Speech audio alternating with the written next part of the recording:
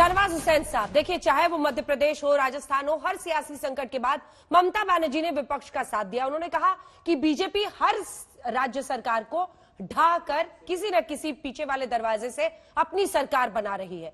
पश्चिम बंगाल में आप लोगों की एंट्री को वो बंगाल के खिलाफ सबसे बड़ी साजिश बताती है, राजनीतिक रूप से विरोध करती है। इस लड़ाई को आप लोग एक पर्सनल वेंडेटा तो नहीं बना रहे उनके खिलाफ? नहीं, एकदम पर्सनल वेंडेटा नहीं है। मैं कहूं कि बंगाल के अंदर आज भारतीय जनता पार्टी विपक्षी पार्टी, आपको पता है कि लोकसभा के चुनाव में भी हम ही लोग और हम लोग उनके सामने ये एक सेकंड आपको टोक रही हूँ सर, ओवैसी जी की तस्वीर दिखा रहे हैं। विपक्ष का तो कहना है कि आपकी बी टीम भी वहां पर पहुंचने के लिए अब तैयार है। बिहार के बाद जिस तरह से उन्होंने सीमांचल में जबरदस्त झटका दिया, महागठबंधन को खलबली मचा दी 5 सीटें जीतकर, वैसा ही वो वहां भी करने वाले हैं आपके बेहस्त पे, आपके कहने पर। देखिए चोपड़ा जी खुश हो रहे हैं मेरे सवाल से आज। कुल हिंद मजलिस-ए-इत्तेहादुल मुस्लिमीन के जो सदर ओवैसी साहब हैं, वो भागलपुर लोकसभा में 4 सीट जीते हैं। 1 सीट अररिया में जो आरजेडी का सिटिंग एमएलए था शाहनवाज, उसको आरजेडी ने टिकट नहीं दिया, इन्होंने दिया।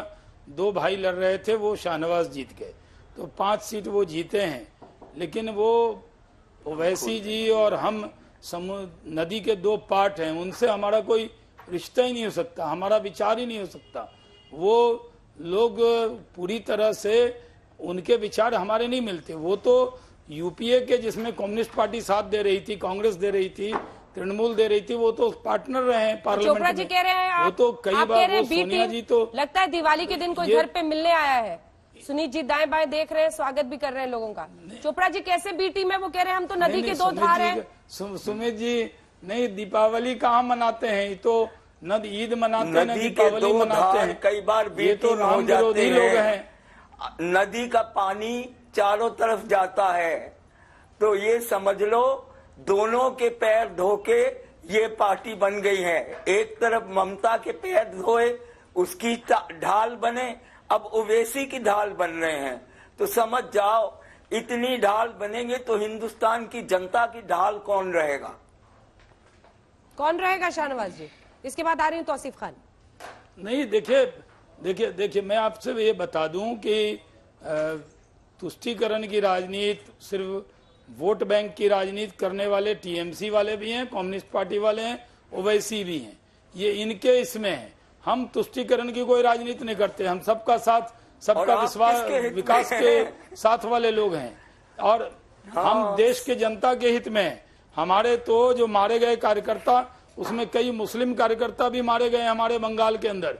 बड़ी तादाद में हर समाज के लोग हमारे साथ हैं। सीपीएम वहाँ कोई मैटर नहीं करती। सीपीएम और टीएमसी एक ही पार्टी है अब वहाँ, इनका कोई मतलब नहीं है। इन सबको रात में डर लगता है, ख्वाब में ये मोदी जी को देखते हैं, ख्वाब में ये अमित शाह जी को देखते हैं, बाद में अपने वर्कर को कहते हैं ठीक से काम करो, नहीं तो मोदी जी आ जाएंगे, अमित शाह जी आ जाएंगे। अब तो सीपीएम हो या टीएमसी, ये लोग सुबह से शाम तक जितना अपने नेताओं का नाम नहीं लेते, उतना हमारे नेता मोदी जी का, अमित शाह जी का नाम लेते हैं। हम लोकतांत्रिक तरीके से जमीन पे हराएंगे। ये बीजेपी का कार्यकर्ता है, जान दे सकता है लेकिन अपनी पार्टी के साथ खड़ा रहता है। जान देकर आजादी की लड़ाई है बंगाल में। हमारे कार्यकर्ता, गरीब कार्यकर्ता, नाम अंजना जी समय देंगे। मनीष शुक्ला की हत्या हुई, हम बाकी घोष की हुई, देवेंद्रनाथ राय की हुई, हमारे यहाँ शकुंतला हल्दर की हुई, देवाशीष मंडल की हुई, और हमारे नारायण विश्वास की हत्या हुई। हमारे यहाँ पश्चिम मेदिनीपुर में हमारे कार्यकर्ता की वहाँ हत्या हुई। वहाँ प्रकाश पाल की पत्नी बेटे की हत्या मुर्शिदाबाद में हुई। मैं आपको भाजपा दासू घोष की हत्या हुई, और बीजेपी नेता अब्दुल कादिर मुल्ला तक की हत्या कर दी इन्होंने। 24 परगना में 18 अगस्त 19 को हमारे कार्यकर्ता काशीनाथ घोष को मारा, हमारे रामबाबू शो को मारा, धर्मेंद्र शो को मारा, आनंद पाल को मारा, हमारे महिला कार्यकर्ता सरस्वती दास की हत्या कर दी, अनिल सिंह की हत्या कर दी। इन सबको आप ये साजिश रमेश मन्ना की कोई हत्या ना कर कोई दी। नाम देकर नहीं हमारे हटा सकते। कार्यकर्ताओं की चिताओं जो पे हत्या रोटियां की है सेक-सेक के खा उसका रहे हो। बदला हम वोट से लेंगे।